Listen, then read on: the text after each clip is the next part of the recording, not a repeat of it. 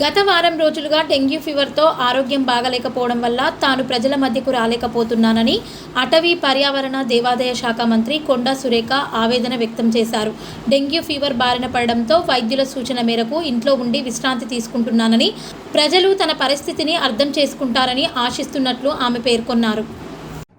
అందరికీ నమస్కారం. గత వారం రోజులుగా నేను ప్రజల్లో కనపడకపోవడం, అసెంబ్లీకి రాకపోవడం, అందరూ కూడా ఎందుకు రావట్లేదని ఒక సందిగ్ధంలో ఉన్నారు. నాకు హెల్త్ బాగోలేదు, డెంగ్యూ ఫీవర్ వచ్చింది.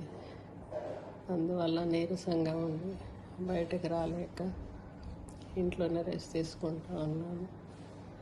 గ్లూకోజులు ఎక్కుతూ ఉన్నాయి, యాంటీబయాటిక్స్ ఎక్కుతూ ఉన్నాయి. కాబట్టి ప్రజలందరూ అర్థం చేసుకుంటారని ఆశిస్తూ సెలవు తీసుకుంటాను.